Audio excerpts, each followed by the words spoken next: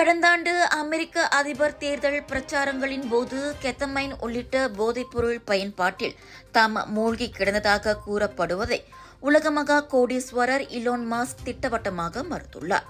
New York times வெளியிட்ட செய்தி ஒரு கட்டுக்கதை என தனது எக்ஸ் தளத்தில் அவர் பதிவிட்டார்.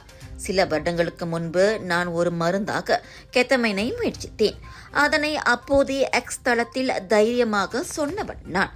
எனவே இப்போது வெளியாகி இருப்பது ஒரு செய்தியே அல்ல என கூறிய இலான் மஸ்க், ஒரு பாரமான சூழல் அல்லது பெரும் மன உளைச்சலில் இருந்து வெளியேற இது உதவுகிறது. ஆனால் அதன் பிறகு அதைத்தான் எடுத்துக்கொள்ளவில்லை என அவர் விளக்கமளித்துள்ளார். இவ்வேளையில் அதிபர் டொனால்ட் ட்ரம்ப் நிர்வாகத்திலிருந்து வெளியேறுவதன் அடையாளமாய் வெள்ளிக்கிழமை வெள்ளை மாளிகையில் நடைபெற்ற பிரியாவிடை நிகழ்வில் இலான் மாஸ்கின் வலது கண்ணோரம் கன்றி போயிருந்ததும் கவனத்தை ஈர்த்திருக்கிறது. போதைப் பொருள் மயக்கத்தினால் அது விளைந்திருக்குமோ என்ற சந்தேகத்தில் செய்தியாளர்கள் கேட்ட கேள்விக்கு தனது 5 வயது மகன் விளையாட்டாக குத்தியதால் கண் வீங்கி போனதாக மழுப்பலாக பதிலளித்துள்ளார் இலான் மாஸ்க்.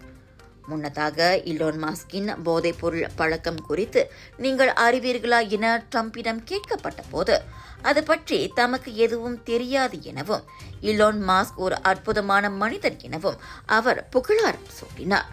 ட்ரம்பின் வலதுகரமாக வலம் வந்த இலான் மாஸ்க் அதிகளவில் போதைப் பொருள் எடுத்துக் கொள்வதாக நியூயார்க் டைம்ஸ் அம்பலப்படுத்தியதிலிருந்து இந்த விவகாரம் சூடுபிடித்திருக்கிறது.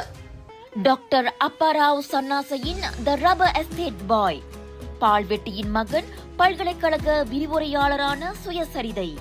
இவரின் மகள் டாக்டர் நிஷாந்தி அப்பாராவ் கைவண்ணத்தில் உருவான டிவினிட்டி இன் டைவர்சிட்டி, 108 இந்து தெய்வங்களின் சுருக்க கதை. தந்தை மகள் படித்திருக்கும் இந்த சிறப்புமிகு நூல்களை உடனே வாங்கி படியுங்கள்.